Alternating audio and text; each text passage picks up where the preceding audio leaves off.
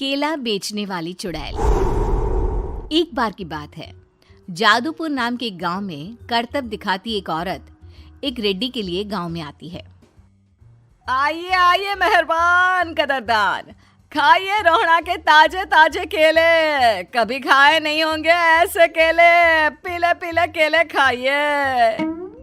ये कहकर रोहड़ा हाथों में 4 केले लिए उन्हें सर्कल में जोर जोर से हवा में उछालती हुई करतब दिखाती है, जिसे देखकर आसपास के सारे बच्चे अपने अपने मम्मी पापा से उस औरत के पास जाने की जिद करने लग जाते हैं। पापा, ऐसा तो सर्कस में बॉल से होता है ना, ये आंटी तो केले से कर रही है। चलिए ना पापा, देखते हैं। रोहड़ा एक पतली सी तार पर चलती हुई केलों से करतब दिखाती है। आते जाते सभी लोग बाहर रुककर उसके करतब देखते हैं और वाह वाही करते नहीं थकते। जैसे ही एक आदमी पास आकर उसे पैसे देने लग जाता है, तब वो कहती है, अरे नहीं नहीं साहब, मैं करतब तो बच्चों के मन को बहलाने के लिए करती हूँ। धंधा तो मेरा केले का है। पीछे देखो मेरी रिड्डी, जो भी मेरे केले खाएगा मेरी तरह चुस्त दुरुस्त और तंदुरुस्त हो जाएगा। पता चलता है क्या कि मेरी उम्र 55 की है। अरे पर ऐसे ठंड के मौसम में कोई केला क्यों खाएगा? ये ऐसे वैसे केले नहीं है साहब, ये शरीर में गर्मी देते हैं। ठंड को दूर भगाए जो भी रोहिणा के केले खाए। पापा, अगर मुझे केले नहीं मिले तो मैं घर नहीं जाऊंगी। तभी उसके पापा कहते हैं कि बेटा, केले ठंड में कभी गर्मी नहीं देते। ये सब कहने की बातें हैं, सामान बेचने का तरीका है इनका। पर पिंकी नहीं मानती। मैं केले खाऊंगी। पिंकी की जिद के आगे नत्थू हार जाता है और उसे केले खरीद कर दे देता है। पिंकी खुश होकर केले घर ले आकर खाती है। अब मैं भी करतब करूंगी, कितना मजा आएगा। जादुई केले। पिंकी पहला केला खत्म भी नहीं करती कि वो बेहोश हो जाती है। दूसरे केले से एक काला धुआं आता है और रोहड़ा चुड़ैल बनकर बाहर निकल आती है। मेरे भूतिया केले बच्चे न खाए, ऐसा हो ही नहीं सकता। जादूपुर वालों, कब तक बचोगे? आ गई हूं मैं रोहड़ा, जिसका कोई नहीं कर सकता सामना। रोहड़ा पिंकी को गोद में उठाकर काले धुएं में कहीं गायब हो जाती है। शाम के वक्त नत्थू घर लौटता है और पिंकी को घर में ना पाकर उसकी माँ से कहता है, माँ पिंकी कहाँ है? अरे बेटा, उसे तो तू सुबह करतब दिखाने ले गया था ना, फिर कहाँ वापस आए तुम दोनों? मुझे लगा तू उसे अपने साथ मंडी ले गया होगा। हे भगवान, मेरी बच्ची कहाँ गई? मैं उसे घर ही तो छोड़कर गया था माँ। नत्थू गांव के घर कोने में अपनी बेटी को ढूंढता है, पर उसे वो कहीं नहीं मिलती। परेशान होकर आके रो रो कर नत्थू हिम्मत हार कर घर लौट आता है।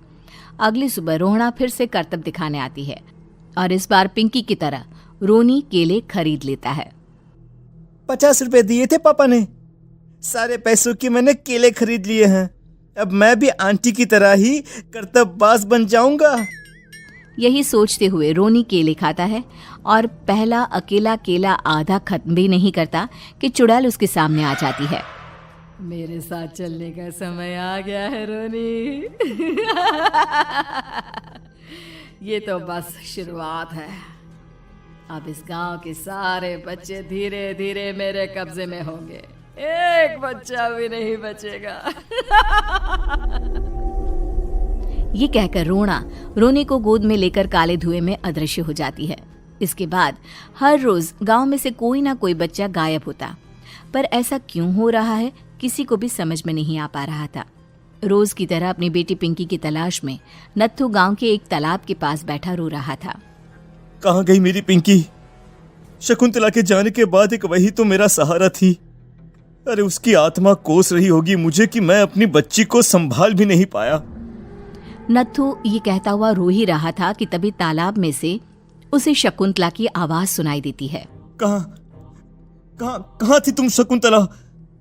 हमारी बच्ची और सारे गायब हुए बच्चे रोहड़ा के कब्जे में हैं। वो बच्चों को जो केले देती है उससे बच्चे बेहोश हो जाते हैं और उसके कब्जे में आ जाते हैं और वो उन्हें ले जाकर काली दुनिया में ले जाती है। पर वो ऐसा क्यों कर रही है? ये मैं नहीं जानती, पर उस दुनिया का रास्ता मैं आपको बता सकती हूँ।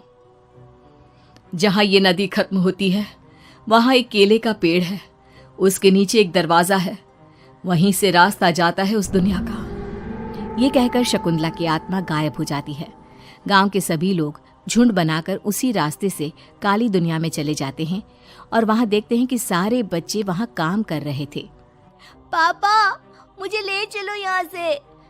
पापा पापा। सभी बच्चे अपने मम्मी पापा से लिपट जाते हैं। तो तुम लोग यहाँ तक आ गए? क्यों हमारे बच्चों को पकड़ लिया तूने? तुझे शिकार ही बनाना है तो ले, हम सब आ गए हैं, हमें खा ले।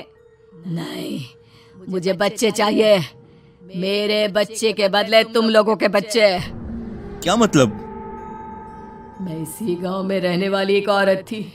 केले की चोरी के इल्जाम में मेरे बेटे को गांव वालों ने इतना मारा कि वो मर गया। उसी दिन मैंने ठान लिया कि गांव वालों का भी वही हाल करूंगी। कुछ दिन बाद बेटे के चले जाने के दुख में मैं भी मर गई और मेरी भटकती आत्मा एक चुड़ैल बन गई। और फिर मैंने बदला लिया तुम सबके बच्चे छीनकर। बर्दाश्त नहीं कर पाए ना, सोचो मुझ पर क्या बीती होगी। हमें माफ कर दो रोना, पता नहीं ये किसकी गलती थी पर हम सभी माफी मांगते हैं।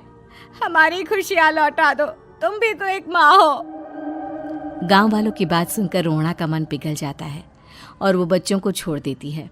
उसके बाद काली दुनिया बच्चों के लिए जादुई दुनिया बन जाती है। अब कोई भी कभी भी वहां आ जा सकता था।